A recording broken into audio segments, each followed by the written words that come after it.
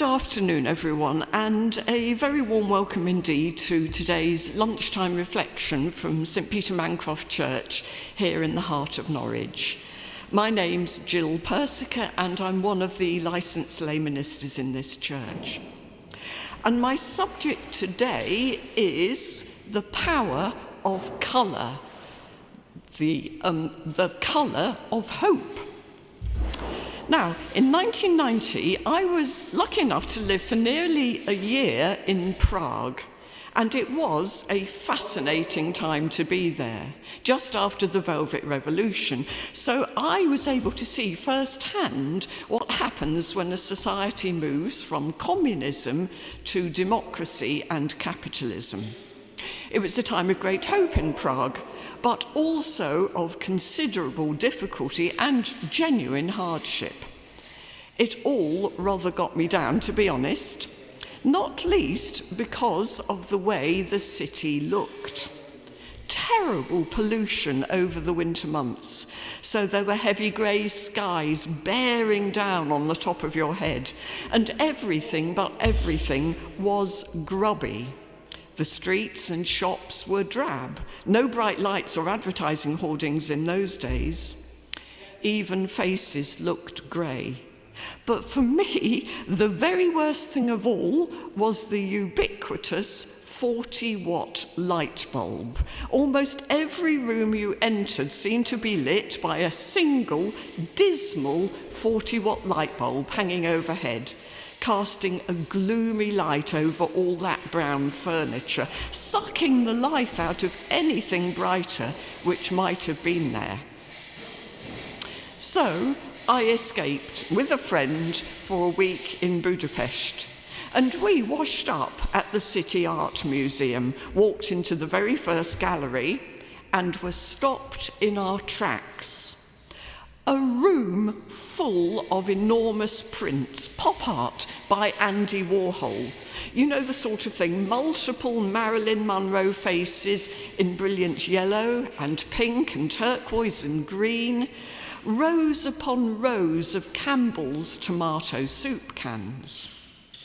Now, I'm actually not a huge fan of pop art, but that particular day, those enormous prints really fed us. It was like we'd been starving for months, and then quite unexpectedly, this glorious banquet of colour was laid on to nourish and cheer us.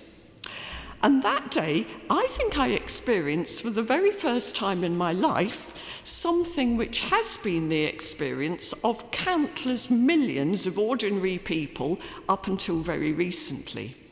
The magic, the revelation, the incredible blessing of vibrant colour. Just think about it for a moment. In this country, for most of history, ordinary people would have lived surrounded by neutral colours. The things you had in your home would have been wooden or earthenware. The homespun cloth used for your clothing would probably have been vaguely brownish, cream or greyish if you were really lucky.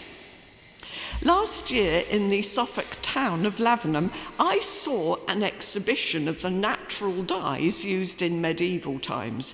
And even for the richest people, the colours available, the blues and greens and purples and reds, were very subtle, very muted to my modern eye.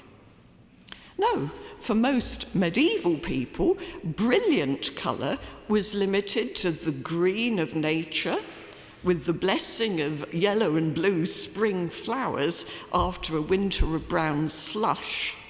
Spring flowers and the colour of the clothing a few of the wealthy people who walked past you in the street might be wearing, and also the colour you might find in your church, where the plain walls we see around us might have been painted in brilliant reds and yellows. And the clothing of the Virgin Mary in a painting, the most incredible blue, a blue like you've never seen before, the blue of lapis lazuli, the most precious of all the medieval pigments.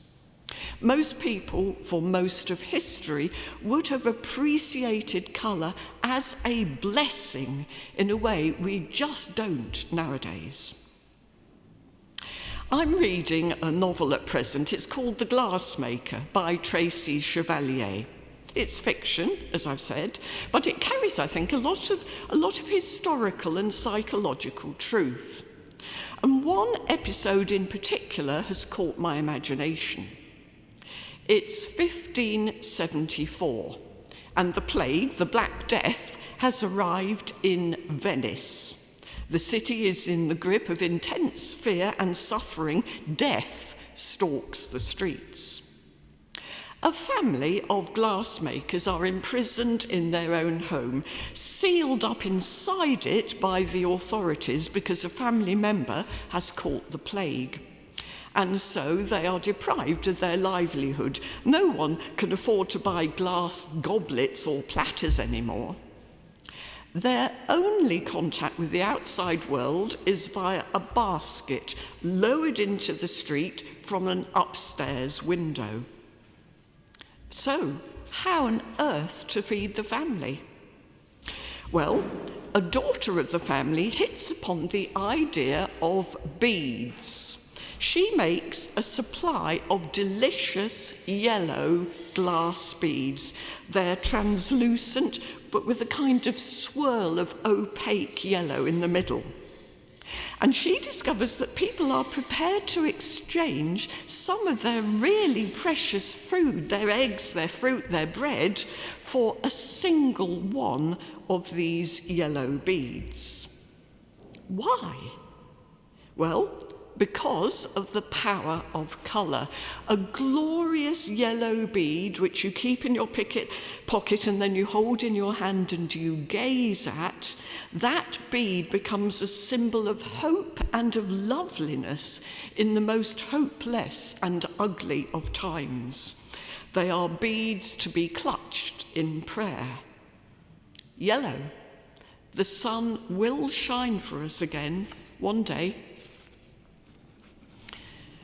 Over the centuries, colour has brought hope into the lives of countless people, including the people of Gaza. Imagine, if you will, a landscape which has been devastated by bombing. Everything is a dull greyish beige because everything is smothered in thick dust. We've all seen it on the news. But then imagine two young women entering the scene. They're armed with pots and cans of paints. They whitewash a wall and then they proceed to paint on it in brilliant colours. They paint leaves, bright birds, words of hope, swirling around the holes and the cracks in their wall. Incredible splashes of colour which surprise everyone who sees them with tiny moments of joy. This painting of walls is exactly what happened in 2014 after the destruction of Israel's 50-day operation in Gaza. And I don't know whether it's something that also is beginning to happen in Gaza today. Perhaps there aren't enough walls left standing. Perhaps there's no paint there as yet. But instinct tells me that when colour does begin to reappear in that tragic landscape, tiny rays of healing and of hope will also reappear with it. Now, I'm aware that some of you listening today online may have limited or even no colour vision. And I'm very sorry for that. I can only hope that my words will have fired your imagination in some way. But for those of us who can see, here's a little spiritual exercise for you. Today, at home, look around your room and notice all the colour in it. Then choose one thing whose colour particularly attracts you. It might be a mug or a book or a pot plant, whatever. Pick that thing up, gaze at it for a bit, and let that colour do its work on your soul. Because colour is one of the best ways in which God brings hope to humankind. Bring on the spring, I say, and bring on the daffodils. Thank you for joining me today, and I wish you every blessing for the rest of the day.